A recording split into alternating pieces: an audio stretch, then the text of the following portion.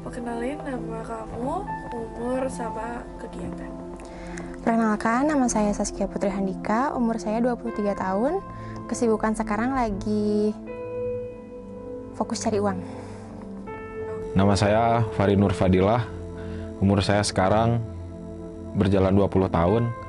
Kegiatan sebagai mahasiswa di salah satu perguruan tinggi di Kota Bandung. Nama aku Jawiza, biasa dipanggil JJ, umur aku 20 tahun, kegiatan aku sekarang gini-gini aja. Oke, baiklah. Saya ambil kertasnya ya.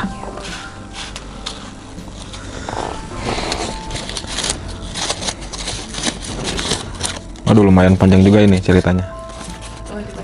Langsung saya baca aja ya. Oke. Waktu saya masih maba, saya pernah dilecehkan oleh teman saya dari SMA. Waktu SMA, dia tuh terkenal baik. Agamanya kental banget.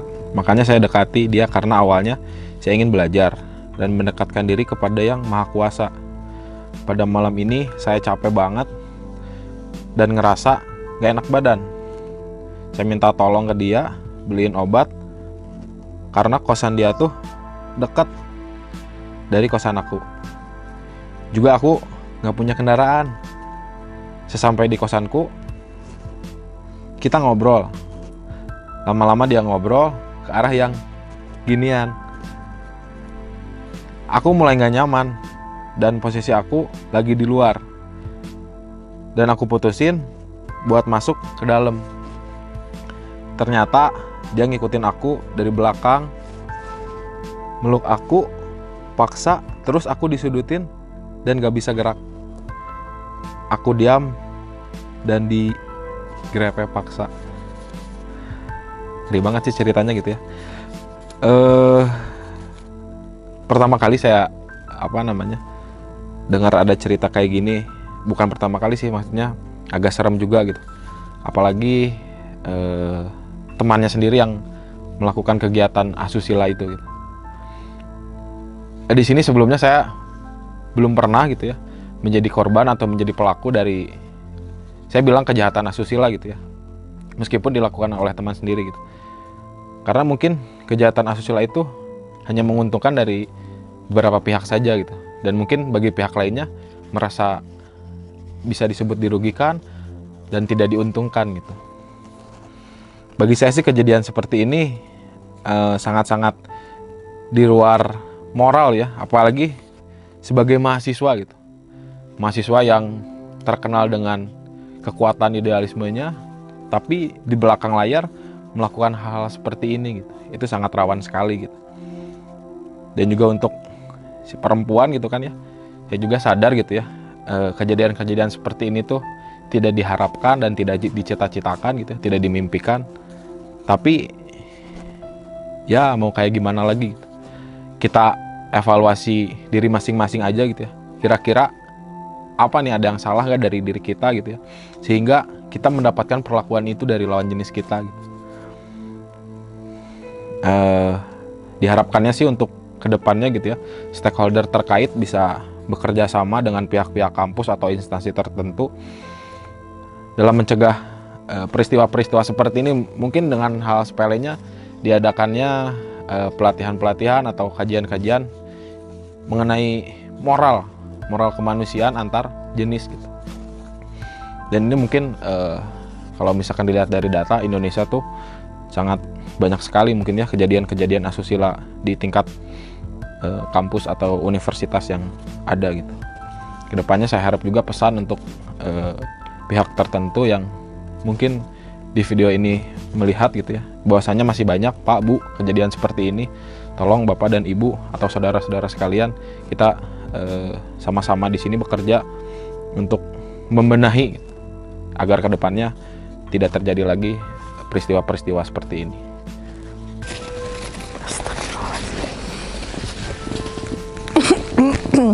Panjang ya.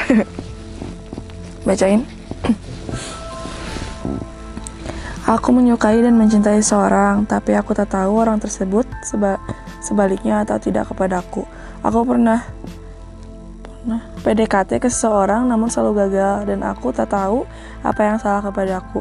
ketika sudah waktunya, namun aku ditolak. Jujur sakit hati sih, sudah berkali-kali aku ditolak, jujur sakit, namun tak tahu apa yang bisa aku jalanin sekarang, bisa jadian atau enggak.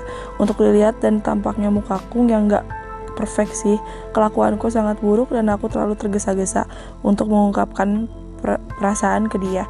Aku bingung hingga menyerah mengejar seorang wanita yang aku inginkan sampai detik ini. Terima kasih telah membaca surat yang sangat bodoh ini dari laki-laki yang gagal dalam urusan percintaan. Oke. Di sini orangnya penuh keinsecurity-an dan anxiety ya. Kalau menurut aku dia terlalu merendah dan cenderung ngejelek-jelekin diri sendiri tanpa ngatur orang lain. Emang betul kita harus introspeksi, tapi nggak dengan cara ini. Maybe for some people, kayak termasuk aku sendiri, lebih nggak tauin kayak ini kayaknya salah gue, ini kayaknya salah gue deh. Tapi not at all. Kadang salah ini bukan sepenuhnya salah kita gitu. Kita juga perlu tanggapan orang lain. Kadang itu kenapa kita dibutuhkan orang lain untuk menanggapi suatu cerita yang kita lagi jalanin. Orang siapapun kamu gak boleh mendem ini sendirian, karena jatuhnya ini kamu ngeblaming diri sendiri. You have to cheer up yourself first before you end up like this or something. Mungkin dia lebih buruk dari kamu makanya kamu dijauhin or something, atau mungkin kamu yang buruk buat dia. Saran dari aku sih, kamu harus self love dulu sih sebelum kamu suka sama orang lain. Karena dari cerita kamu aja masih ngeblaming diri kamu sendiri, masih ngemaki diri kamu sendiri. Gimana kamu cintain orang lain kalau kamu sendiri nggak bisa cinta diri kamu sendiri? We have to do that before we decide to love someone else or something. Yes. Cukup. Bacain? I'm gay and I'm afraid of being hated by people.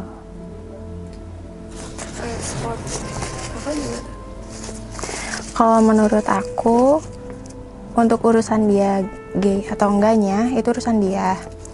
Cuman mungkin yang dia takutin kan dia dibenci sama orang-orang yang dia di lingkungan dia gitu kan. Kalau untuk sisi positifnya sih, dari lingkungannya, kalau misalnya emang teman-temannya sayang sama dia, pengen dianya berubah atau untuk nggak terus-terusan dalam kebiasaan ini, kan ini kalau misalnya teman-temannya sayang atau pengen dia berubah, ya dirangkul dianya, semuanya baik lagi ke dia sih, dia mau menjalani hidupnya kayak gimana. Yang penting untuk teman-temannya ya kalau bisa support dia, tetap temenin dia walaupun mungkin dia buruk bagi teman-temannya atau baik bagi teman-temannya, tetap ditemenin dan jangan sampai dipojokin sih. Karena ya takutnya dia jadi stres, kena mental, takut sih kayak gitu. I have trouble with my friend. Aku tahu salah, jujur. Dia marahin aku keterlaluan banget sampai aku sakit hati dan gak mau kenal lagi. Last night I cried a lot and also cursed her a lot. Soalnya gimana ya, sakit hati banget anjir dimarahin, tapi dianya gak mau ngedengerin penjelasan aku. Dan pas mau ngejelasin jadi males duluan karena udah dimarahin abis-abisan. Bukan cuma itu, dia juga gak tahu fakta dan segala hal, tapi ya anjing gitu marahin aku dan bilang dia kebawa emosi dan marahin aku. Dia chat jam 6 dan aku balas around jam 12 malam karena aku tahu kalau aku dimarahin bakalan balik marah lagi. Jadi nenangin diri dulu dan chat dia itu semalaman terngiang-ngiang sampai besok, saking marah dan salahnya banget emang. This is the toxic friendship. Oke. Tanggapannya yang dia lakuin kalau menurut aku sih udah bener ya. Dia ngasih spare waktu dulu, nggak langsung respon gitu aja, karena mungkin dia juga kalau misalnya langsung respon takutnya temannya meledak-meledak, dianya meledak-meledak juga meren gitu. Jadi kasih spare waktu sampai emang benar-benar kalian benar-benar tenang gitu. Jangan langsung diselesain gitu aja, karena emang kadang-kadang masalah itu mau sama siapapun ya, apalagi sama teman dekat mungkin.